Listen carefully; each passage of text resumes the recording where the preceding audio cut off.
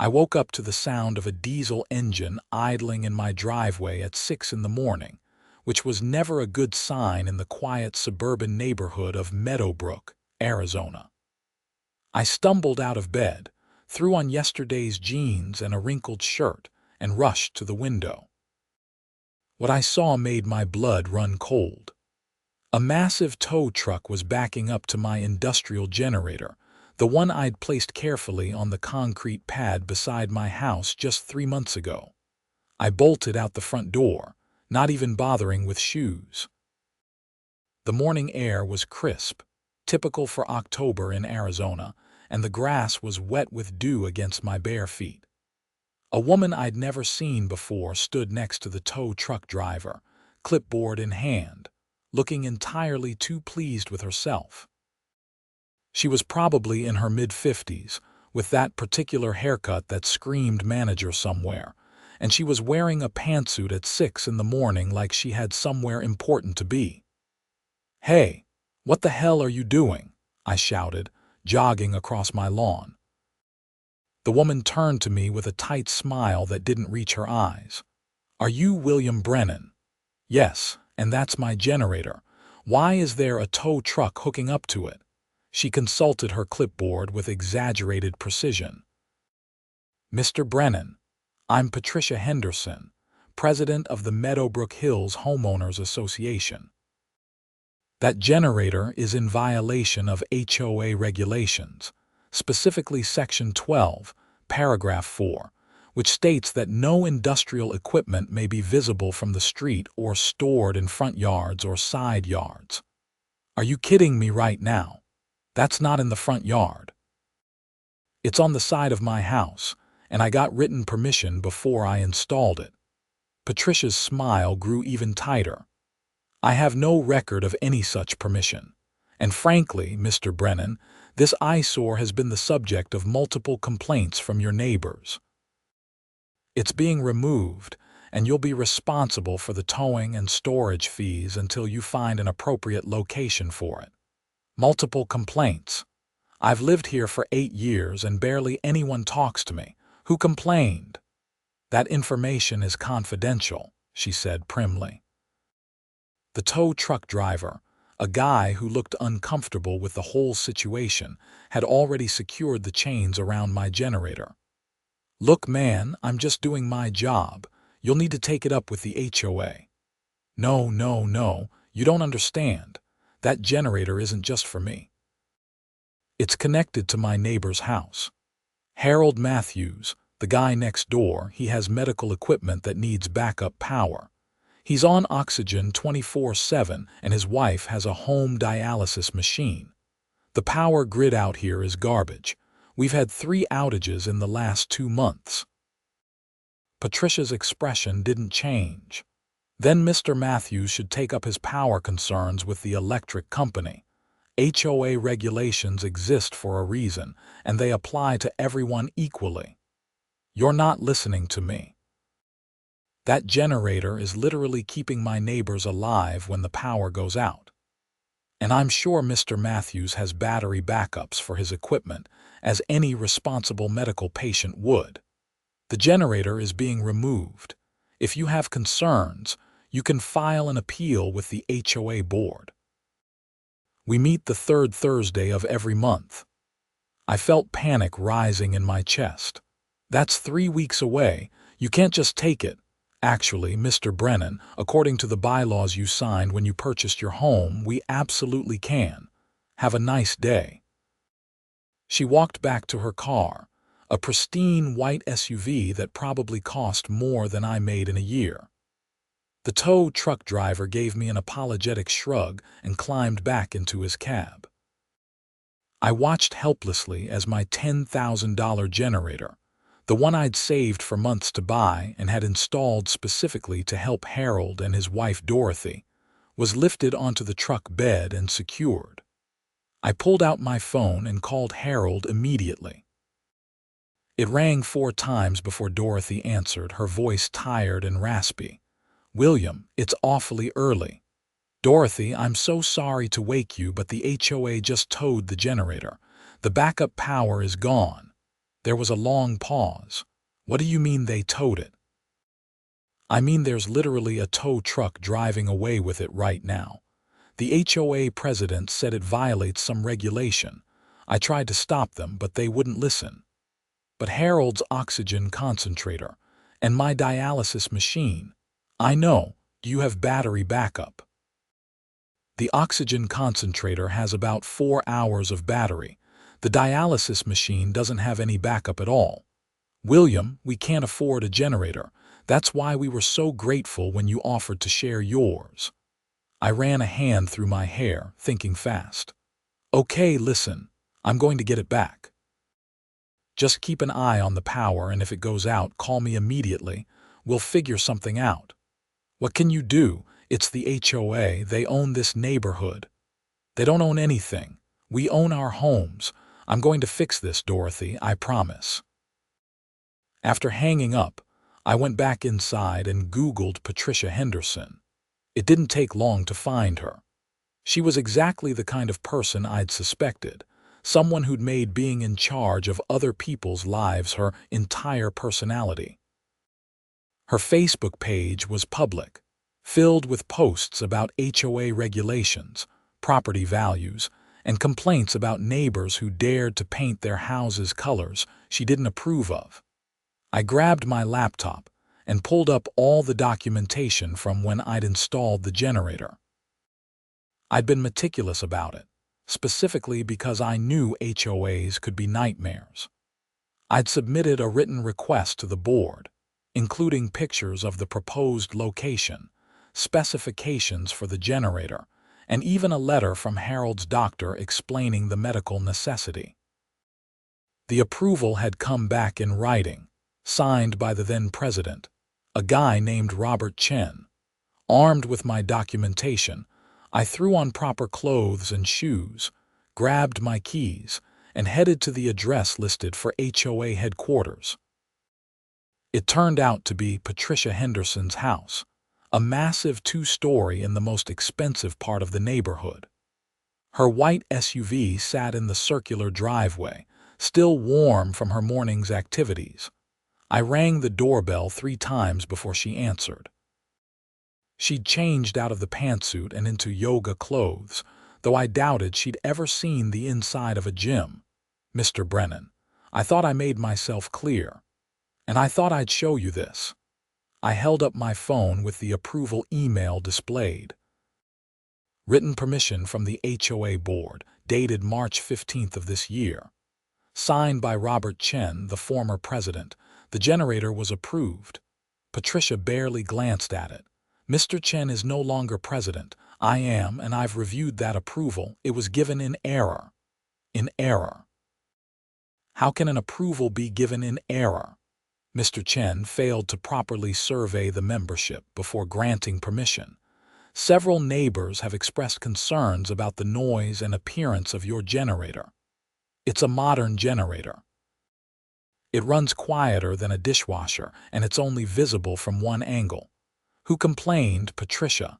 Give me names. I've already told you that information is confidential. Because nobody complained. You just don't like how it looks, so you're abusing your power to have it removed. Her expression hardened. I'm going to ask you to leave my property, Mr. Brennan. If you continue to harass me, I'll call the police. Harass you?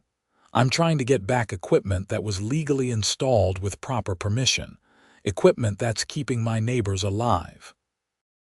Then your neighbors should have installed their own generator. Now leave, or I'm making that call. I wanted to argue more, but I could see it was pointless. Patricia Henderson had made up her mind, and nothing I said was going to change it. I walked back to my car, my hands shaking with frustration. Back home, I called the towing company. They confirmed they had my generator and quoted me a fee of $350 to retrieve it, plus $100 per day for storage starting tomorrow. I asked where I could put it that would satisfy the HOA, and the dispatcher had no idea. She suggested I call the HOA. I sat at my kitchen table, staring at the extension cord that ran from my house to Harold's. I'd wired it myself, with proper outdoor-rated cable and weatherproof connectors. The generator had been set up to automatically kick on when it detected a power loss, keeping both our houses running during outages. The whole system had cost me $12,000 by the time I'd paid for installation and the transfer switch. My phone rang. It was my sister, but I let it go to voicemail. I needed to think. The power company website showed no scheduled outages, which was good. But Arizona's monsoon season, though mostly over, could still produce surprise storms. And the grid in our area was old, prone to failures even without weather issues. Just last month, we'd lost power for 6 hours because a car hit a transformer 3 blocks away. I spent the next 2 hours researching HOA law in Arizona. What I found wasn't encouraging.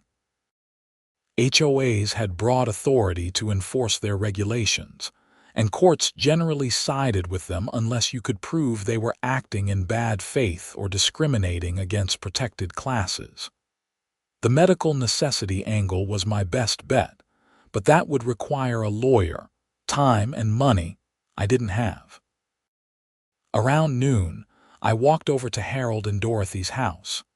Harold answered the door, oxygen tubes running from his nose to the concentrator humming in the corner. He was 78, a retired schoolteacher who'd lived in Meadowbrook for 20 years. His health had deteriorated rapidly over the past 2 years, multiple complications from diabetes and heart disease leaving him dependent on supplemental oxygen and weekly dialysis. "William, come in." Dorothy told me what happened. Their living room was cluttered with medical equipment. The oxygen concentrator, the dialysis machine, monitors, and supplies took up most of the space that would normally hold furniture. They'd turned their home into a mini hospital because they couldn't afford professional care facilities. "I'm going to fix this, Harold, I promise." "How?" "The HOA has all the power here." "Not all the power. I'm going to fight this. I just need to figure out how." Dorothy came in from the kitchen looking worried. "William, we appreciate everything you've done, but maybe it's not worth the fight. Harold and I have been talking, and we think we should just be more careful about monitoring the power situation." "What does that mean?" "You'll just hope the power doesn't go out at night when you're sleeping, or when you're in the middle of dialysis. We'll figure it out," Harold said quietly. "We don't want you getting in trouble with the HOA because of us." "This isn't about getting in trouble. This is about doing what's right. That generator was approved. I have documentation. Patricia Henderson is just on a power trip." "Power trip or not, she's the HOA president," Dorothy said. "She can make your life miserable here. She already is." I left their house feeling more determined than angry. Harold and Dorothy were good people who'd been dealt a bad hand. When I'd first moved in 8 years ago, they'd welcomed me with homemade cookies and offers to help however they could. Harold had helped me install my fence. Dorothy had watched my dog when I went out of town for work. They were the kind of neighbors everyone hoped for when the power had started getting unreliable, and I'd seen how scared they were during outages. Buying the generator had been an easy decision. I worked from home as a software consultant, so I needed reliable power anyway. Sharing it with them just made sense. That afternoon, I drove to the impound lot where my generator was being held. It was a fenced compound full of vehicles and equipment, guarded by a guy in a booth who looked like he'd rather be anywhere else. "I'm here about the generator that was brought in this morning." He checked his computer. "Brennan, that's me. $350 to release it, plus you need written authorization from whoever ordered the tow." "The HOA ordered it. Can I just pay the fee and take it?" "Not without authorization. Company policy." "So I have to get permission from the HOA to retrieve my own property," he shrugged. "I just work here, man. Take it up with whoever had it towed." I called Patricia Henderson from the parking lot. It went straight to voicemail. I left a message explaining that I was willing to move the generator to a different location, but needed authorization to retrieve it from impound. I kept my tone professional, though it took effort. She didn't call back that day, or the next day. By the third day, I was getting desperate. The storage fees were piling up, and every weather report made me nervous. There was a 30% chance of storms over the weekend, which in Arizona could mean anything from light rain to severe thunderstorms that knocked out power for hours. I started calling other members of the HOA board. There were supposed to be 5 people, but only 3 phone numbers were listed on the website. The first 2 went to voicemail. The third was answered by a woman named Susan. "I'm sorry," she said after I explained the situation. "Patricia handles all enforcement issues. I'm just on the board for the Architectural Review Committee." "But you're a board member. Can't you authorize the release of my generator?" "I don't have that authority. Patricia is the president. She handles everything related to violations and enforcement, even when the violation is disputed. Even when I have written approval, you'd have to take that up with her. I'm sorry, I can't be more help." I hung up feeling like I was banging my head against a wall. The HOA had structured itself so that Patricia Henderson had unilateral control over enforcement, and there was no check on her power until the monthly meetings. That evening, I went to visit Harold and Dorothy again. Harold looked tired, more tired than usual. The stress of worrying about the power situation was taking a toll on both of them. "Any luck?" Dorothy asked. "Not yet, but I'm not giving up." "William, maybe you should just let it go," Harold said from his recliner. "We've managed before without the generator." "Barely. And you shouldn't have to just manage. You deserve to feel safe in your own home." "I'm old and sick. Feeling safe is a luxury I gave up a while ago." "Don't talk like that." Dorothy sat down next to her husband. "He's right though, William. We've been talking about maybe moving into an assisted living facility, somewhere with backup generators and medical staff." "You can't afford that. You told me your insurance barely covers the home dialysis." "We'll figure something out, we always do." I could see they'd given up, accepted that the HOA had won, but I hadn't. I went home and spent the rest of the evening researching every possible avenue to fight this. I found a legal aid society that helped with HOA disputes, but they had a 6-month waiting list. I found lawyers who specialized in HOA law, but their retainer fees started at $5,000. Then, I found something interesting. Arizona had a law that required HOAs to follow their own governing documents. If the bylaws said one thing and the HOA did another, homeowners could sue for injunctive relief. The fees for that could be awarded to the prevailing party, which meant if I won, the HOA would have to pay my legal costs. I pulled up the Meadowbrook Hills HOA bylaws and started reading. It was dry, tedious work, but by midnight I'd found what I was looking for. Section 8, Paragraph 2 stated that any approved improvement could not be retroactively denied without a vote of the full membership. Patricia Henderson had unilaterally revoked my approval. She'd violated the HOA's own rules. Armed with this information, I drafted a formal complaint to the HOA board, citing the specific bylaw and demanding immediate return of my generator. I sent it via email and certified mail, wanting to make sure there was a clear paper trail. 2 days later, I got a response, not from Patricia, but from a lawyer representing the HOA. The letter was full of legal jargon, but the basic message was clear. The HOA maintained that my generator was never properly approved, and they had every right to remove it.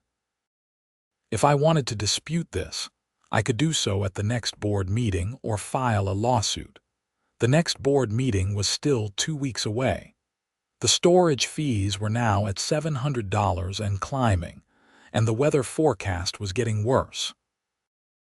A major storm system was moving up from Mexico, expected to hit Arizona over the weekend. High winds, heavy rain, and possible flash flooding. I called the power company and asked about the reliability of our grid during storms. The customer service rep was sympathetic, but unhelpful. Yes, outages were possible. No, they couldn't guarantee power during severe weather. Yes, they'd restore service as quickly as possible, but that could take hours or even days depending on the extent of damage. Friday afternoon, I made a decision.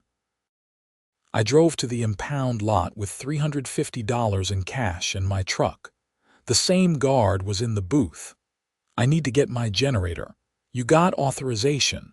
I've got cash. Still need authorization, man. I could lose my job. I pulled out another $100 bill. What if I pay the fee plus a little extra for your trouble? He looked at the money, then at me, then at his computer. I can't do that. Everything's recorded. When stuff leaves here, we need documentation. What if the documentation said the HOA authorized it? Did they? Does it matter? He shook his head. Man, I'm sorry. I got kids to feed. I can't risk my job over this. I put the money away and drove home, frustrated but not surprised. It had been worth a shot. That night, the storm hit. I watched from my window as lightning split the sky and rain hammered down in sheets. The power flickered once, twice, then held. I texted Dorothy to check on them. We're okay, she replied. Power is still on. Harold is sleeping. At 2 in the morning, the power went out. My house plunged into darkness, the sudden silence eerie after the constant hum of electronics. I grabbed my phone and used the flashlight to navigate to my breaker box. The main breaker was still on. This was a grid failure. I called Dorothy immediately. Are you guys okay? The concentrator switched to battery. We're okay for now. How long will the battery last? 4 hours, maybe 5 if we're lucky. I checked the power company app. They were reporting outages across our area, affecting more than 2,000 homes. Estimated restoration time, unknown. I'm coming over.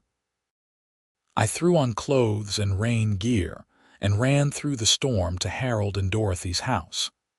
They were both awake, Harold in his recliner with the oxygen concentrator beeping its low battery warning, Dorothy hovering nearby with a flashlight. We'll be okay, Harold said, but I could hear the fear in his voice. No, this is ridiculous. Stay here. I ran back to my house and grabbed my car keys. If the impound lot wouldn't give me my generator, I'd rent one. There had to be somewhere in Phoenix that rented generators, even at 2 in the morning. I was wrong. Every rental place I called was either closed or out of generators. Everyone in Phoenix had the same idea. The storm had created a run on emergency equipment. I sat in my truck, rain pounding on the roof, trying to think of options. Then I remembered something. My buddy Marcus worked at a hospital in Phoenix. They had backup generators. Maybe he knew where I could get one, or maybe the hospital had extras. I called him, waking him up. Hey, I'm sorry to call so late, but this is an emergency. After I explained the situation, Marcus was quiet for a moment. Man, that's rough. Let me make some calls. 15 minutes later, he called back. Okay, I talked to our facilities manager. They can't give you a generator, but they can rent you one of our portable backup units. It's not cheap, though. $500 for 24 hours plus deposit. I'll take it. Where do I pick it up? Hospital loading dock. I'll meet you there in 30 minutes. I drove to Phoenix through the storm, hydroplaning twice on the freeway and nearly rear-ending a truck that had stalled in the right lane. The city was dark in patches, whole neighborhoods without power. Emergency vehicles were everywhere, lights flashing in the rain. Marcus met me at the loading dock as promised, helping me load a portable generator into my truck bed. It was smaller than mine, but it would work. "This is good for about 8 hours on a full tank," he said. "There's gas in it now." "Thank you. Seriously, you're saving lives here. Just get it back to me by tomorrow night. And be careful in this weather." The drive back to Meadowbrook took twice as long as the drive out. The storm was getting worse, wind whipping the rain sideways. A transformer exploded somewhere to my left, lighting up the sky with green-blue fire. The radio reported flooding on several major roads. By the time I got back to the neighborhood, it was almost 5 in the morning. I backed my truck up to Harold's house, dragging the generator as close to their electrical panel as possible. The setup wasn't as clean as my permanent installation, but I got it connected and running within 20 minutes. The concentrator's battery warning stopped beeping. The lights came on. Inside, I could hear Dorothy crying with relief. "William, you didn't have to do this," Harold said when I came inside, soaked and exhausted. "Yes, I did. Nobody should have to worry about dying because the power went out." I stayed with them until dawn when the storm finally started to break. The power company estimated restoration by late afternoon. I drove the rental generator back to Marcus at the hospital, thanked him profusely, and headed home to sleep. I woke up at 2 in the afternoon to my phone ringing. It was an unknown number, but I answered anyway.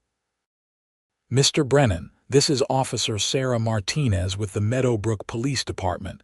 We need to speak with you about a complaint that's been filed against you." My stomach dropped. "What kind of complaint?" "I'd rather discuss this in person. Are you home?" "Yes." "I'll be there in 10 minutes.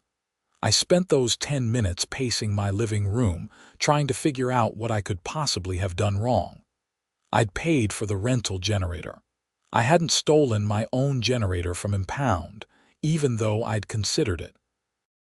I hadn't threatened anyone or damaged any property. Officer Martinez was younger than I expected, probably early 30s, with a no-nonsense demeanor. She asked to come inside and I let her in. "I'm going to be straight with you," she said. "Patricia Henderson filed a complaint alleging that you've been harassing her.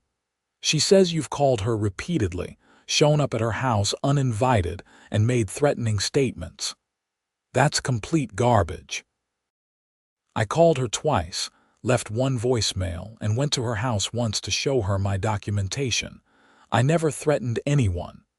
She also says you attempted to bribe a security guard to illegally release your property from Impound." I felt my face get hot. I offered to pay the release fee. "That's not bribery. According to the guard's statement, you offered extra money beyond the fee." I was desperate. My neighbors have medical equipment that needs power, and the HOA illegally towed my generator. Did Patricia mention that part? Did she mention that she violated the HOA's own bylaws to revoke an approval that was properly granted? Officer Martinez pulled out a notepad. "Why don't you walk me through the whole situation from the beginning?" I did, showing her all my documentation. The original approval from Robert Chen. The medical necessity letter from Harold's doctor. The text of the HOA bylaws that Patricia had violated.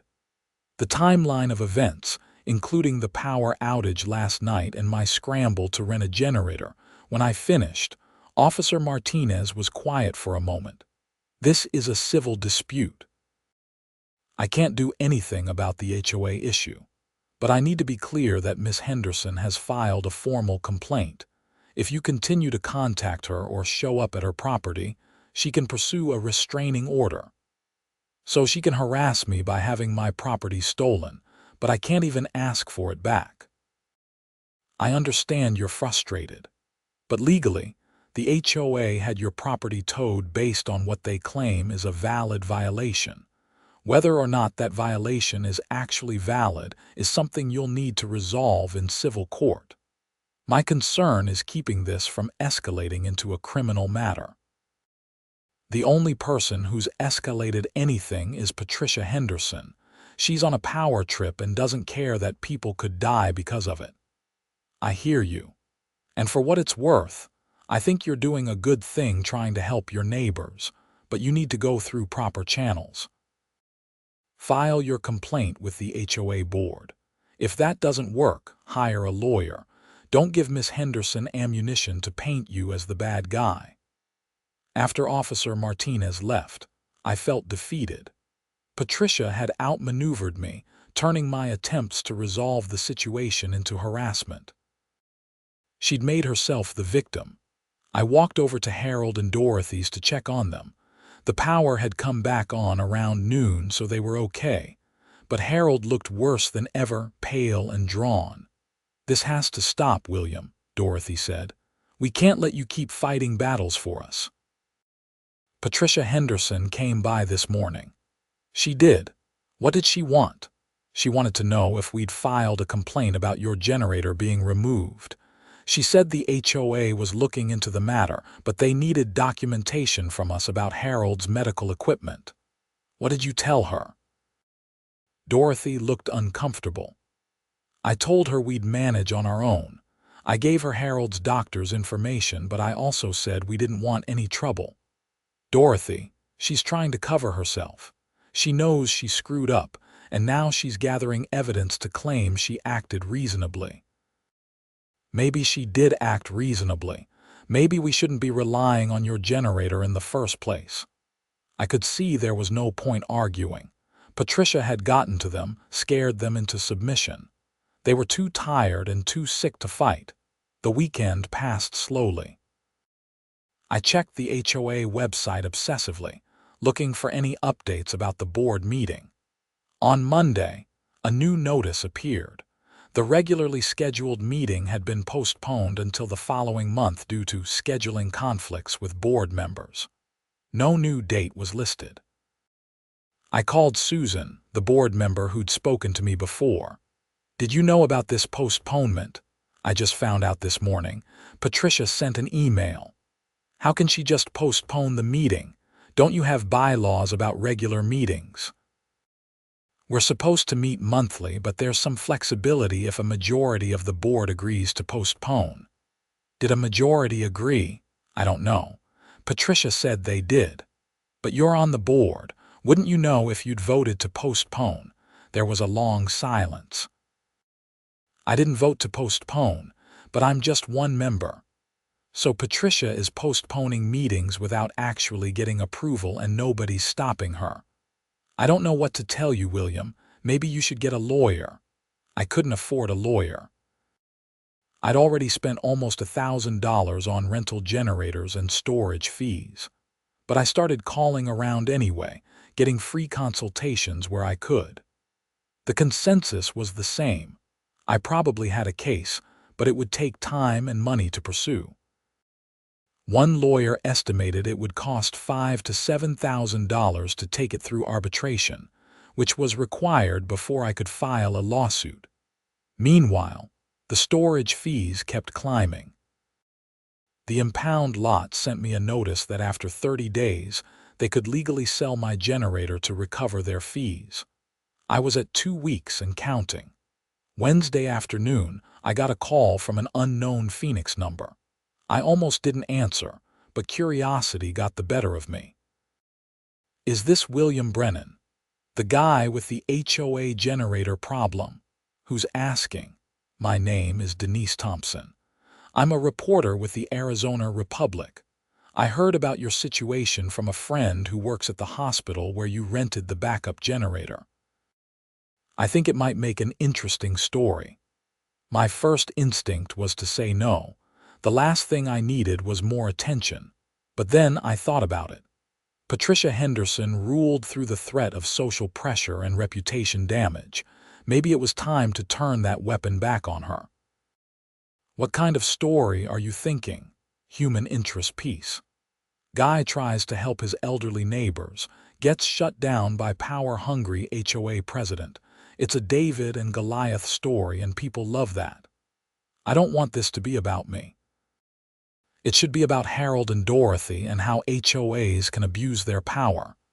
Even better, would your neighbors be willing to be interviewed? I don't know. They're pretty scared of the HOA. Let me talk to them. If they say no, we can do the story without them, but it's stronger with their perspective. I gave Denise Dorothy's number and spent the rest of the afternoon second-guessing my decision. Bringing in the media could backfire spectacularly. It could make Patricia even more vindictive. But doing nothing hadn't worked. Maybe public pressure would. That evening, Denise called back. I just got off the phone with Dorothy. She and Harold agreed to be interviewed. They're good people, William. This story deserves to be told.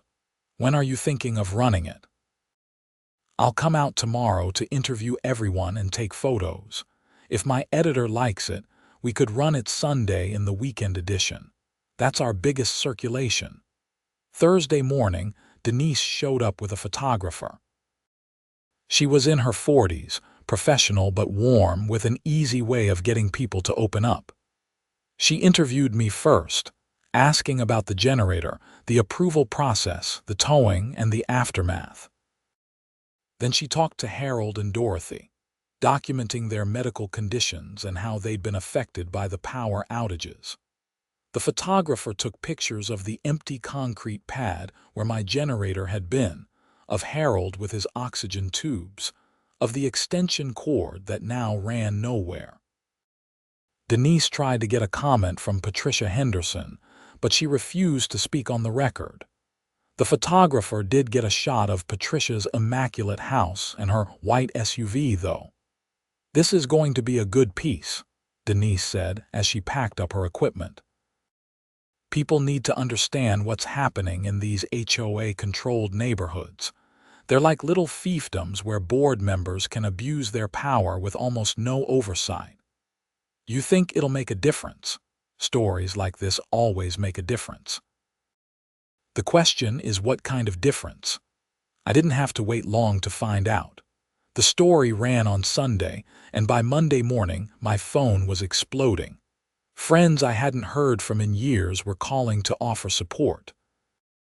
Neighbors I barely knew stopped by to say they'd had similar problems with Patricia Henderson. Local news stations called asking for interviews. The story had struck a nerve. Apparently, Patricia's reign over Meadowbrook Hills had created a lot of resentment that people had been too scared to express. The article gave them permission to speak up. By Tuesday, the story had gone viral on social media. People across the country were sharing it, commenting on their own HOA horror stories, tagging HOA management companies and local politicians. The phrase "life support HOA" started trending on Twitter. Wednesday morning, I got a call from someone claiming to be Patricia Henderson's lawyer. "Mr. Brennan, my client wishes to resolve this situation amicably. She's prepared to authorize the immediate release of your generator and waive all storage fees." Just like that, Ms. Henderson feels there may have been some miscommunication about the approval process. She's willing to acknowledge that your generator was properly approved and can be reinstalled in its original location. What's the catch? No catch. My client simply wants to move past this situation. Does your client want me to stop talking to reporters? There was a pause. Miss Henderson would appreciate discretion moving forward. This has been difficult for everyone involved. Difficult for Patricia. Really? She's not the one whose neighbors almost died during a power outage. Nevertheless, she's prepared to make this right. I'll send over the authorization paperwork today. After I hung up, I sat at my kitchen table trying to process what had happened. The media attention had worked. Patricia had caved under public pressure, but something felt off about how quickly she'd folded.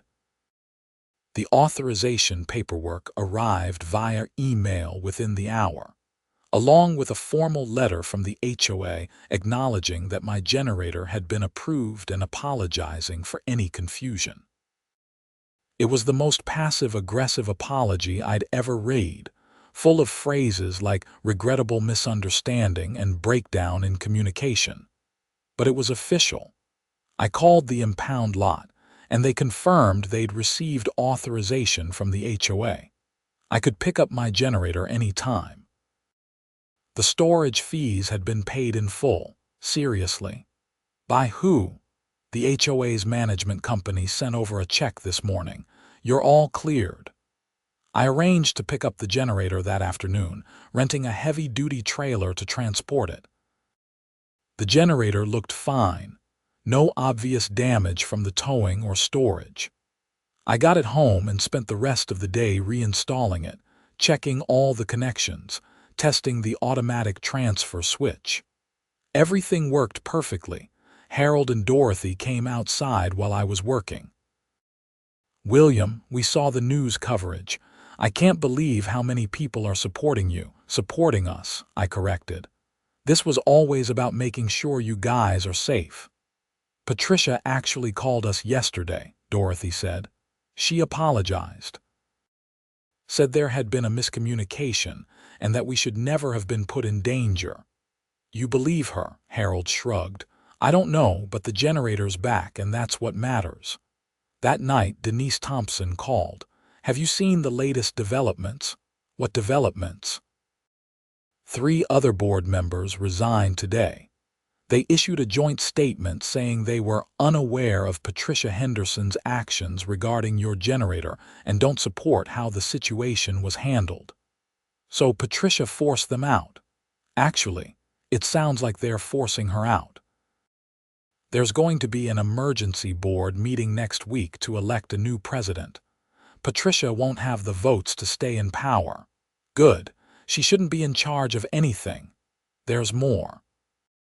The management company that represents several HOAs in your area, including Meadowbrook Hills, issued a statement distancing themselves from Patricia's actions.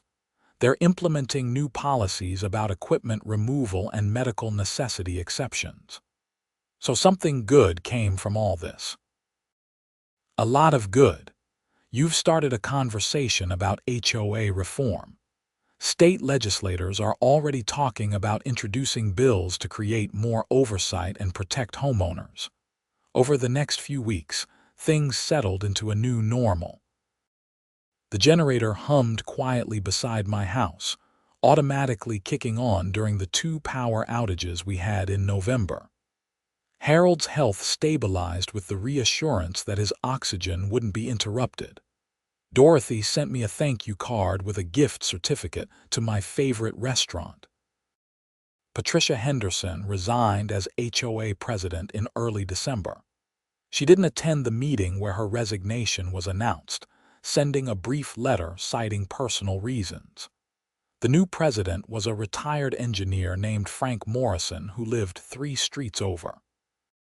His first act was to review all of Patricia's enforcement actions from the past year and reverse several of them. I got a formal apology from the HOA board at their December meeting, along with reimbursement for all my expenses related to the generator incident. They also passed a new bylaw protecting medical equipment and backup power systems from HOA restrictions. But the story didn't end there. In January, I got a call from Officer Martinez, the police officer who'd warned me about Patricia's harassment complaint. Mr. Brennan, I thought you'd want to know that we've opened an investigation into Patricia Henderson. For what? We received several complaints from other homeowners in your neighborhood about extortion and abuse of power. Apparently, your situation wasn't isolated. We found evidence that Miss Henderson was running a towing scheme with the impound company. She'd have equipment or vehicles towed for minor violations. They'd charge excessive storage fees and she'd get a kickback from the impound company. You're kidding. I wish I was. We're looking at potential charges of fraud, extortion, and abuse of power. The DA is reviewing the case now. What about the harassment complaint she filed against me? That's been withdrawn and expunged from your record. I'm sorry you had to deal with that. It was clearly retaliatory. In March, Patricia Henderson was arrested and charged with multiple felonies related to her HOA activities. The investigation revealed she'd collected thousands of dollars in kickbacks over 2 years, targeting homeowners she didn't like and using the towing scheme to punish them. My generator had been just one example. The trial was scheduled for September, but Patricia pleaded guilty to reduced charges in June. She was sentenced to 2 years in prison, 5 years of probation, and ordered to pay restitution to all the homeowners she defrauded. The judge's comments at sentencing were scathing, calling her abuse of power, a betrayal of the trust placed in her by her community. The HOA system in Meadowbrook Hills was completely overhauled. New bylaws were implemented requiring board votes for all enforcement actions, regular audits of HOA finances, and a homeowner bill of rights that protected essential equipment and medical necessities. Frank Morrison proved to be an excellent president, focused on maintaining the neighborhood rather than controlling it. Harold's health improved enough that he could reduce his oxygen to just nighttime use. Dorothy's dialysis continued without incident, the backup generator giving them peace of mind during storm season. They threw a barbecue in July to thank everyone who'd supported us during the ordeal, inviting half the neighborhood. It was the first time I'd seen the community come together like that, united by our shared experience of standing up to a bully. I kept working from home, the generator humming quietly in the background during the occasional power outage. The monsoon season that year was brutal, with multiple severe storms knocking out power across the valley. But Harold and Dorothy never had to worry. When the grid went down, the generator kicked on automatically, keeping their medical equipment running without interruption. Denise Thompson won an award for her reporting on the story, which had expanded into a series about HOA abuses across Arizona. Her work directly contributed to new state legislation passed in August, creating an HOA ombudsman office to investigate complaints and enforce homeowner rights.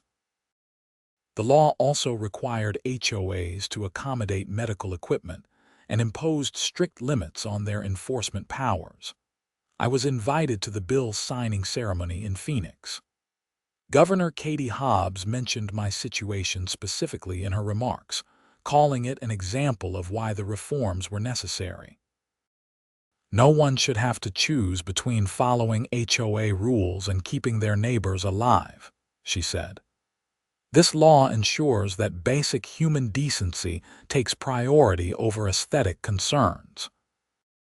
Standing there in the Capitol building, I thought about that morning when I'd woken to the sound of the tow truck. How angry and helpless I'd felt watching my generator being hauled away. How scared Harold and Dorothy had been during the storm. It seemed like a lifetime ago. The whole experience taught me something important about community and standing up for what's right. Patricia Henderson had counted on people being too intimidated to fight back, too worried about their property values and neighborhood standing to challenge her. She'd built her power on fear and silence, but when one person decided to fight back, others found their courage too. The neighbors who'd been quietly resentful of Patricia's rules spoke up. The board members who'd been rubber stamping her decisions resigned. The reporter who might have ignored a routine HOA dispute saw a bigger story worth telling. Change started with one generator and 2 elderly neighbors who needed help. It grew into a movement that reformed HOA laws across an entire state. Not bad for a software consultant who just wanted to make sure his neighbors could breathe. These days, I still live in Meadowbrook Hills. The neighborhood is quieter without Patricia's constant enforcement actions and violation notices. People paint their houses slightly different shades of beige without fear of retaliation. Kids leave their bikes in driveways overnight. Life goes on with a little more freedom and a lot less fear. Harold and Dorothy are still my neighbors. Harold turned 80 in September, and we threw him a party. He's outlived his doctor's predictions by 2 years now, stubborn and determined to stick around. Dorothy jokes that the stress of the generator situation probably added years to their lives by making them too angry to die. The generator still sits on its concrete pad beside my house, weathered but reliable. It's been tested dozens of times over the past year and a half, kicking on faithfully during every power outage. That reassuring hum has become a neighborhood comfort, a reminder that we look out for each other here. Sometimes I get emails from people across the country who have raved about my experience. They're dealing with their own HOA nightmares, feeling powerless against boards that seem to operate with impunity. I tell them what I learned. Document everything, know your rights, don't be afraid to speak up, and remember that HOAs work for homeowners, not the other way around. I also tell them that sometimes you have to fight battles that seem unwinnable. Sometimes standing up for what's right means risking conflict and criticism. But those battles are worth fighting when lives are literally on the line. The story got picked up by national media eventually, appearing on several news shows as an example of HOA overreach. I did a few interviews, always trying to keep the focus on Harold and Dorothy rather than myself. They didn't ask to be part of this fight, but their situation illuminated a bigger problem that needed addressing. Frank Morrison, the new HOA president, instituted monthly community meetings where homeowners could voice concerns without fear of retaliation. Attendance was low at first, people still nervous about speaking up. But gradually, participation increased. The neighborhood became more of an actual community rather than a collection of houses ruled by an iron fist.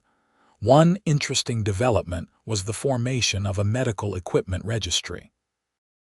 Homeowners with medical devices requiring power could voluntarily register with the HOA, which maintained a list for emergency services. During power outages, the fire department would check on registered addresses first. It was a simple solution that could save lives. The impound company that had partnered with Patricia in her kickback scheme lost their contracts with multiple HOAs and eventually went out of business. An investigation revealed the operation had been running for over 5 years, defrauding dozens of homeowners across 3 counties. Several employees were charged alongside Patricia, though most took plea deals in exchange for testimony against her. I sometimes think about what would have happened if I hadn't fought back. If I just accepted the generator's removal and tried to work within Patricia's system. Harold and Dorothy would have lived in constant fear of power outages. Other homeowners would have continued being victimized by the towing scheme. Patricia would have remained in power, her corruption unchecked. But I also think about how easily it could have gone differently. If Denise Thompson hadn't been interested in the story, if the Arizona Republic hadn't given it prominent placement, if social media hadn't amplified it to a national audience, Patricia might have weathered the storm and continued her reign. The truth is, standing up to bullies is risky. Sometimes you lose. Sometimes the system protects the powerful instead of the powerless. I got lucky with timing, media interest, and community support. Not everyone fighting their HOA will be so fortunate. That's why the legislative reforms were so important. They created formal mechanisms for homeowners to challenge HOA overreach without relying on media attention or viral social media posts. The Ombudsman Office has already handled hundreds of complaints, resolving many without requiring expensive legal action. But laws are only as good as their enforcement, and HOAs are still powerful entities with significant control over people's homes and lives. Vigilance is required to prevent abuses. Homeowners need to stay informed about their rights, attend board meetings, and push back against overreach. I serve on the Architectural Review Committee now, trying to ensure that we balance neighborhood standards with individual freedom. It's tedious work, reviewing paint colors and fence designs, but it's important. Every decision we make affects how people live in their homes. We take that responsibility seriously, always asking whether a restriction is truly necessary or just arbitrary control. The generator incident also changed how I think about community involvement. Before all this, I'd been the guy who ignored HOA meetings and threw away violation notices. I'd paid my dues and figured that was enough. Now I understand that democracy requires participation, even in the mundane democracy of a neighborhood association. When homeowners disengage, people like Patricia Henderson fill the vacuum. They take control because no one else wants the job, and they wield that control however they see fit. Preventing abuse requires active participation from reasonable people willing to do the boring work of governance. This past winter, we had a severe ice storm that knocked out power for 3 days. My generator ran constantly, keeping both my house and Harold's house warm and powered. Other neighbors without backup power stayed with friends or family, or toughed it out with blankets and battery-powered heaters. After the storm, several homeowners asked about installing their own generators. I helped 3 families navigate the approval process, which was now straightforward and reasonable. Within 6 months, our street had 5 backup generators, all properly installed and registered with the HOA. The increased preparedness benefited everyone. When the next major outage hit during monsoon season, our street became a refuge for neighbors from other blocks. People came over to charge phones, store medication in working refrigerators, or just warm up in air-conditioned houses. It felt like what community should be, people helping each other through difficult situations. Harold and Dorothy's situation also inspired the formation of a neighborhood support network.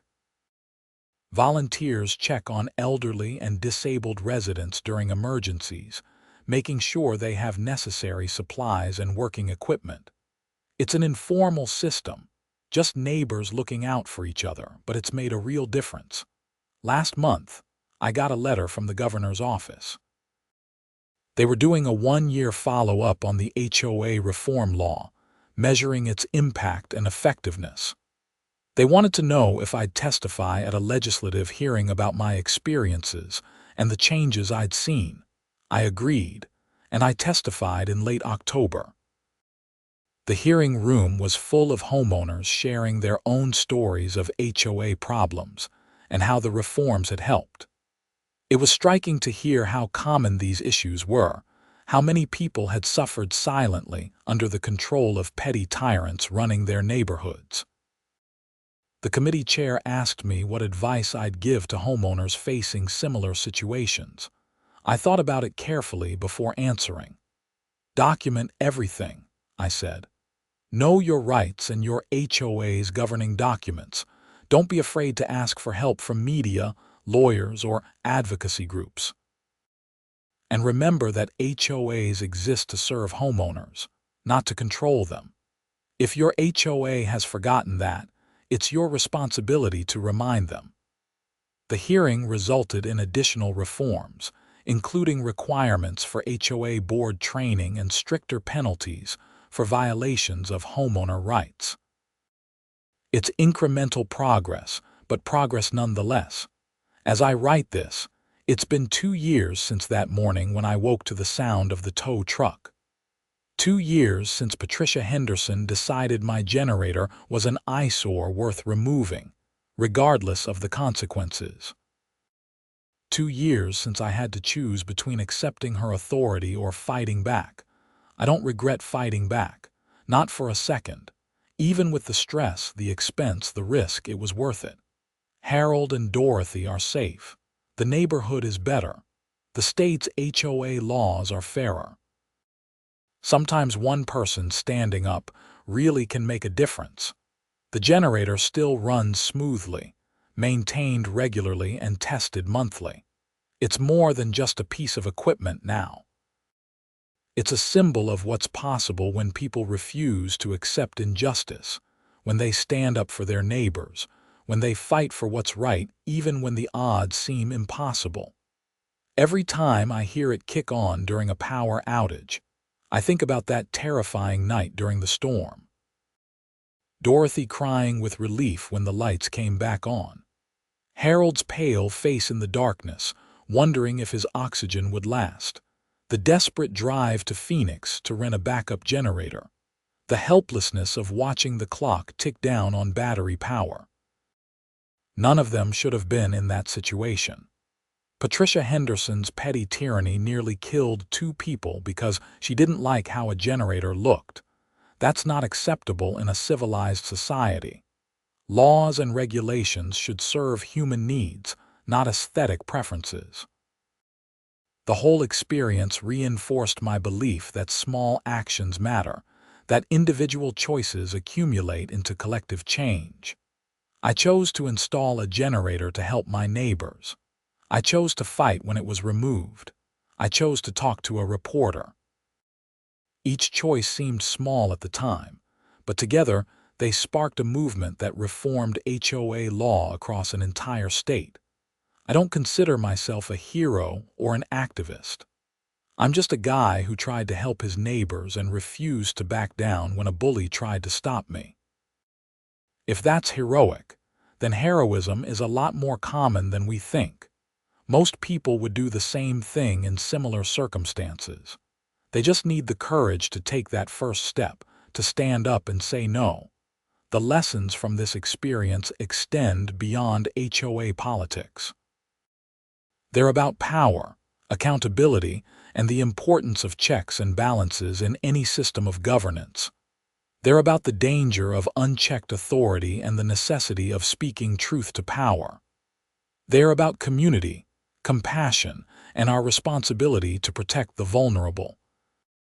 Today, Harold was outside working in his garden, oxygen tank on a little cart beside him. He waved when he saw me, calling out a greeting. Dorothy was on their porch, reading a book and enjoying the mild afternoon. They looked happy, peaceful, secure in the knowledge that their medical equipment would work even if the power failed. That's what this was all about. Not legal victories or media attention or legislative reforms, though those matter. It was about 2 elderly people being able to live safely in their home without fear. It was about basic human decency trumping arbitrary rules. It was about community over control. The generator hummed quietly in the background, ready to serve when needed, just like it had been designed to do. Just like neighbors should do for each other. And that's how a fight over a generator became a fight for basic human rights. How one neighborhood's problem became a statewide solution. How standing up to a bully created change that protected thousands of families across Arizona. Sometimes the biggest battles start with the smallest acts of defiance. Sometimes refusing to accept injustice is enough to change the world, or at least your corner of it.